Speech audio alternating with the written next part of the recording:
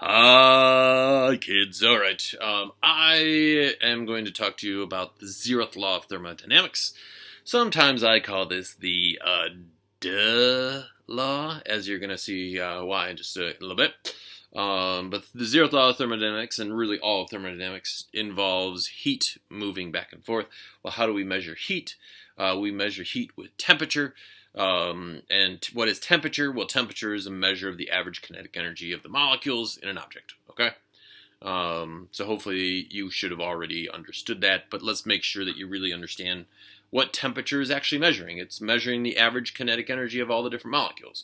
You guys watch those amazing cartoons, and if something was, when heat is moving, it's causing the molecules to move back and forth, hence increase their average kinetic energy, hence increase their temperature, okay?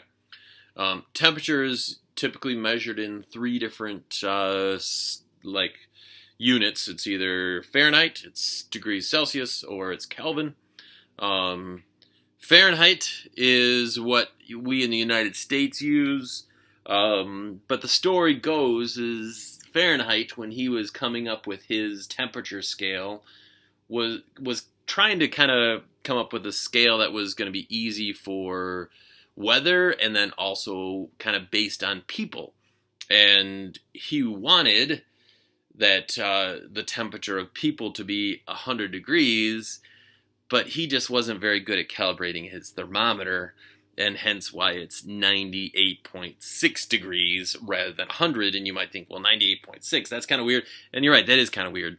But the story goes, he tried to do it so it would be 100 degrees is the temperature of people, and he just wasn't very good at calibrating. So, but that's okay, because we're not going to use Fahrenheit scale really in this unit, or really in science, really at all. We're going to be using Celsius, and really we're going to be using Kelvin, okay? Remember, the Celsius scale is based all on water. 0 degrees Celsius is when water freezes. 100 degrees Celsius is when water boils, okay? Kelvin is more based on, like molecules moving. So that if you have 0 Kelvin, and like this is degrees Celsius, this is just 0 Kelvin. At 0 Kelvin, this is what's called absolute zero, which means absolute zero means that that's as cold as you can ever get. Okay, which means that the molecules, going back to this, that means that the molecules are not moving anymore.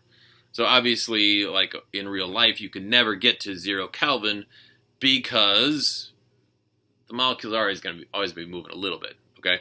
But you can get pretty close. So 0 Kelvin means absolute zero, means that the molecules have actually stopped moving. And I don't know if you know this or not from maybe your chemistry class, but to go from Celsius to Kelvin, 0 Kelvin is going to be minus 273 Celsius, okay? 273 Kelvin would be when, that would be 0 degrees Celsius, 32 degrees Fahrenheit, that's going to be where water freezes, okay? So that's kind of the background, so make sure that you're okay with that. It's important that you can go from Celsius to Kelvin and that type of stuff. So just make sure that makes sense. All right, here's the Zeroth Law of Thermodynamics. And this actually came about in 1935. And I think the reason it's called the Zeroth Law is by 1935, they had already had the first law of thermodynamics. And so then they came up with this, and they're like, well, this is pretty important. Let's call it a law. Well, it probably should come before the first law, but we already have the first law, so I guess we'll call it the Zeroth Law.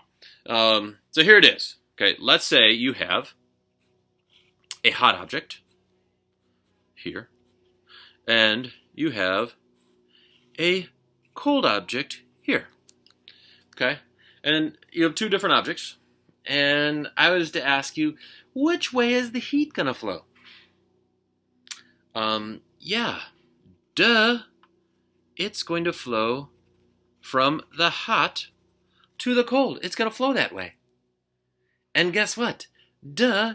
It's going to keep flowing from hot to cold so it's going to keep flowing that way until you end up with warm and warm. Hence, they have the same temperature. Okay? That's the zeroth law of thermodynamics. And this is why I call it the duh law. An isolated system. Now, you can get heat to flow from cold to hot. This would be like a refrigerator, and we're going to learn about this later. But it takes a lot of work to do that. Okay? So if you have an isolated system, the heat is always going to go hot to cold and keep going hot to cold, hot to cold, hot to cold until you have the same temperature. That, again, that's your duh law. Okay? Oh, sorry, that's the zeroth law because, all right. But that's the zeroth law of thermodynamics. All right. Bye, kids!